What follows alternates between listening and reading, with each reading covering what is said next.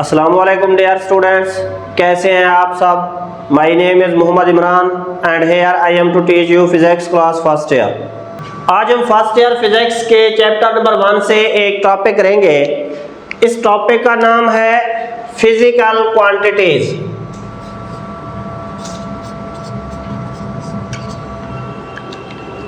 Topic का नाम है physical quantities.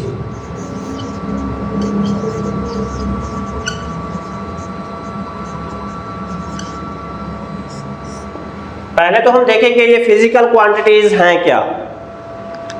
All measurable quantities are called physical quantities. ऐसी क्वांटिटीज जिनको हम मेजर कर सकें वो हमारे पास हैं, उनको हम कहेंगे फिजिकल क्वांटिटीज। जैसा कि लेंथ है, मास है, टाइम है, इनको हम मेजर कर सकते हैं, ये है फिजिकल क्वांटिटीज।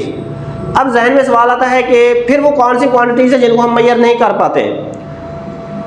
जैसा कि हमारे इमोशंस हो गए, हमारे जज्बात हैं जो, ये इनको हम मेजर नहीं कर सकते। हम ये नहीं कह सकते कि फलां बंदा कितना खुश है, किस तरह से वो गमज़दा है। मतलब ये जो हमारे अपना जज्बात हैं उनको हम मेजर नहीं कर सकते, उनको हम फिजिकल क्वांटिटीज़ नहीं कह सकते। फिजिकल क्वांटिटीज़ वो है जिनको हम मेजर कर सकते हैं, जैसे कि लेंथ, मास, टाइम, वेलोसिटी, एक्सेलरेशन वगैरह, ये फिजिकल क्वांटिटीज़ हैं। इसमें डेफिनेशन लिख रहा हूँ।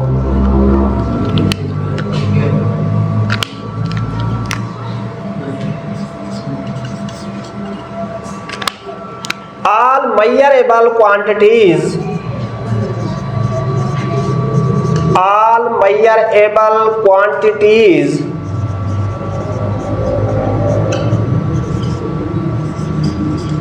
are called physical quantities।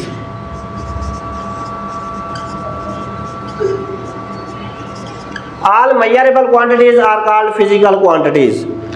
In physical quantities को फिर मजीद डिवाइड किया गया है दो ब्रांचेस में। फिजिकल क्वांटिटीज, इनको डिवाइड किया गया है base quantities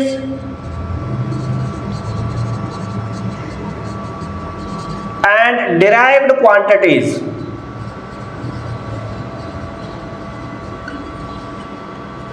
base quantities and derived quantities.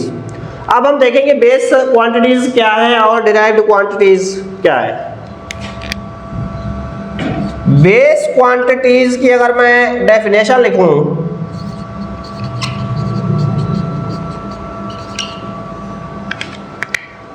Base quantities, the minimum number of those physical quantities in term of which other physical quantities are defined। ये बेस है, ये फाउंडेशन है। इन्हीं क्वांटिटीज से बाकी तमाम जो क्वांटिटीज हैं इन्हीं के ऊपर ही बेस करते हैं, इन्हीं से ही हम उनको डिफाइन कर पाते हैं। इसमें डेफिनेशन लिख रहा हूं, the minimum number of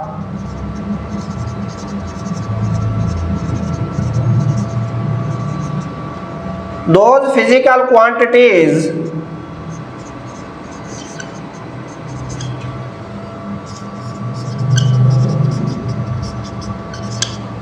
in term of which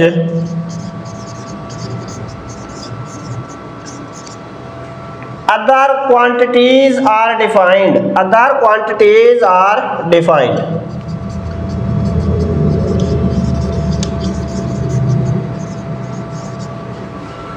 ये वो मिनिमम नंबर ऑफ क्वांटिटीज है जिनकी बेस पे दूसरी क्वांटिटीज डिफाइंड होती हैं।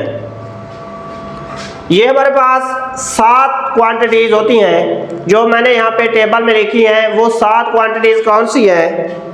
लेंथ है, mass, temperature, electric current, time, intensity of light, amount of substance.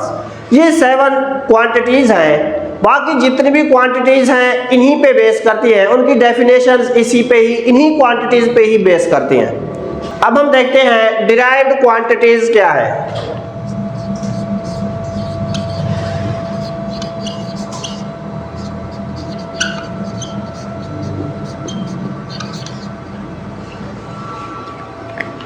ये आप उसके उलट है। Derived quantities are those quantities derived quantities are those quantities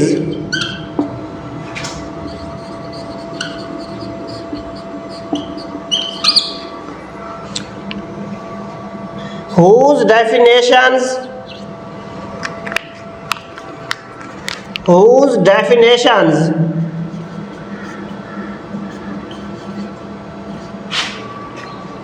based on other physical quantities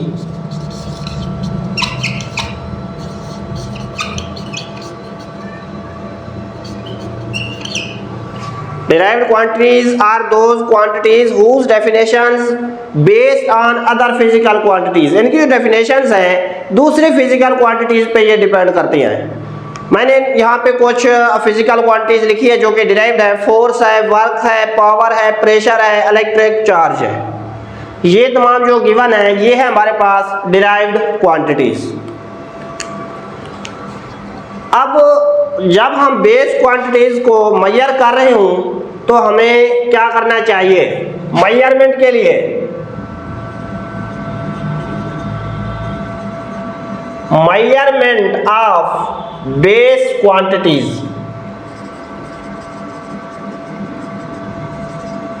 measurement of base quantities, इसके लिए दो steps हैं। एक तो फर्स्ट स्टेप है choice of standard, choice of standard.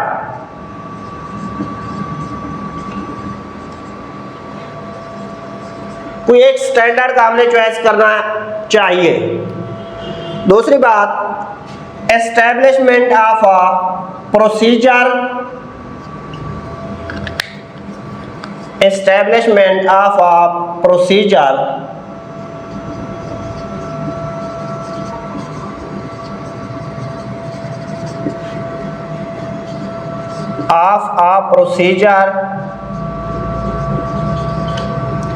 for the comparison, for the comparison। दो हमारे पास steps हैं। एक तो जो हम मेजर करेंगे उसके लिए एक स्टैंडर्ड का चॉइस हमने करना पड़ेगा। सेकंड है establishment of a procedure for the comparison, जो हम क्वांटिटी लेंगे उसका जिस स्टैंडर्ड से कंपैरिजन करेंगे उसका एक प्रोसीजर होगा, उसको हमने क्या करना पड़ेगा? एस्टैब्लिश करना पड़ेगा।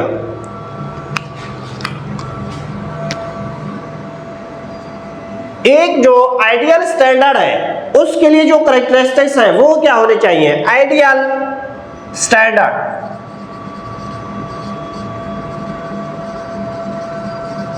आइडियल स्टैंडर्ड के लिए दो कैरेक्टरिस्टिक्स का होना जरूरी है।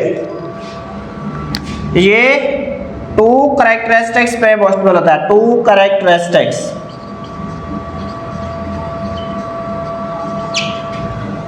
एक तो जो स्टैंडर्ड हम चूज कर रहे हैं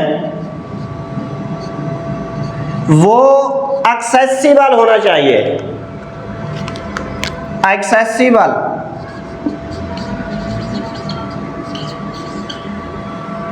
और वो इनवेरिएबल होना चाहिए, इनवेरिएबल। जो स्टैंडर्ड हम ले रहे हैं वो क्या होना चाहिए? उसमें टू कैरेक्टरिस्टिक्स होना चाहिए। एक तो वो एक्सेसिबल होना चाहिए, दूसरा वो इनवेरिएबल होना चाहिए।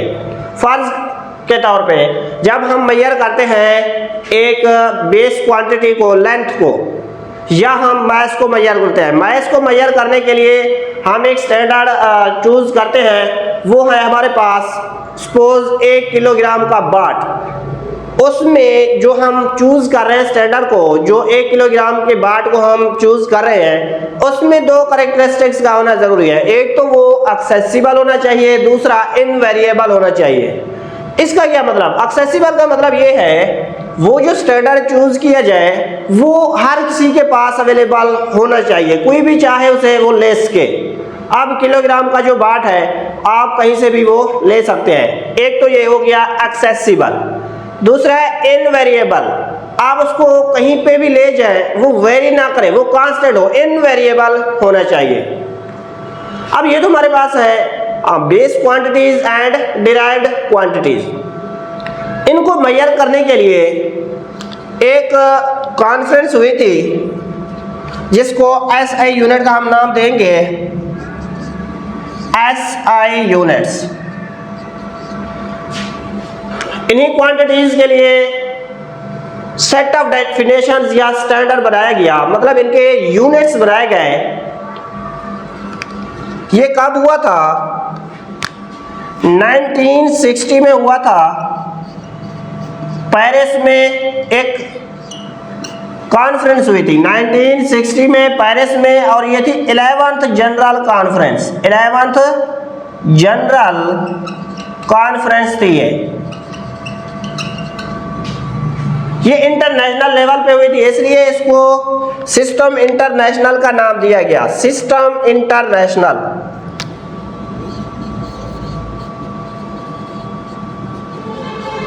सिस्टम इंटरनेशनल, इसको SI भी लिखते हैं, सिस्टम इंटरनेशनल। अब इसी के मुताबिक ये जो हमारे पास बेस क्वांटिटीज हैं या डिराइव्ड क्वांटिटीज हैं, उनके जो यूनिट सेट किए गए थे वो एक्सेसिबल और इनवेरिएबल, मतलब वो जहां भी चले जाएं वो सेम होंगे, उनके वैल्यूज उनके जो वो है वो कांस्टेंट ही है यूनिट्स। अब हम पहले देखते हैं बेस जो यूनिट्स हैं। बेस क्वांटिटीज के लिए जो यूनिट्स यूज होंगे बेस यूनिट्स है, डिराइव्ड क्वांटिटीज के लिए जो यूनिट्स यूज होंगे वो डिराइव्ड यूनिट्स है। पहले हम बेस यूनिट्स को देख लेते हैं। लेंथ है, लेंथ का जो SI यूनिट रखा गया वो था मीटर, और उसका जो सिंबल है वो है M। मास के लिए किलोग्राम एक उसका यूनिट रखा गया और उसको kg से ज़ाहिर किया जाता है। टेम्परेचर को केल्विन, उसको K से ज़ाहिर करते हैं। इलेक्ट्रिक करंट का यूनिट एम्पेयर रखा गया और उसका नाम, उसका सिंबल जो है A है। टाइम का सेकंड, S उसका सिंबल है। इंटेंसिटी ऑफ लाइट वो होता है कैंडेला, कैंडेला, और उसको CD से, सिंबल उसका CD है। अमाउंट ऑफ सब्सटेंस, उसका यूनिट मोल है MOL। अब हम आते हैं डिराइव्ड यूनिट्स पे।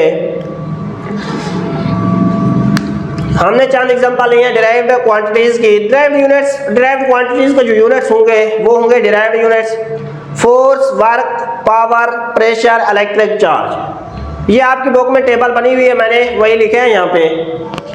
फोर्स का जो यूनिट है वो है न्यूटन, और इसका जो सिंबल है वो है कैपिटल N। ये जो कैपिटल N है in term of base unit, base units की टर्म में आप इनको लिखेंगे किलोग्राम मीटर पर सेकंड स्क्वायर।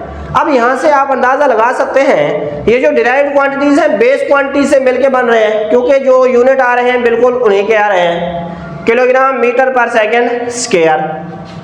फिर वर्क है, वर्क का यूनिट जॉल है, उसको J से रिप्रेजेंट करते हैं। ये न्यूटन मीटर के इक्वल होता है। न्यूटन मीटर जब आप करेंगे kilogram metre square second inverse square आ जाएगा, क्योंकि न्यूटन ऑलरेडी किलोग्राम मीटर है।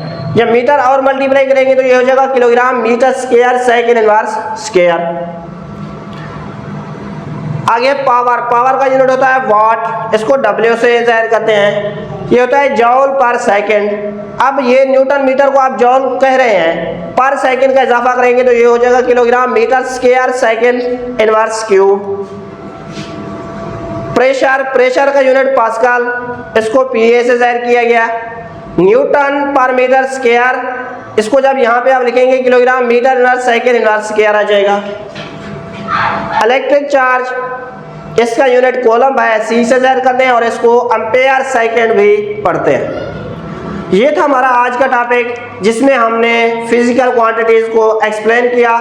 आई होप सो कि आपको टॉपिक समझ आ गया होगा। थैंक यू, अल्लाह हाफिज़, टेक केयर।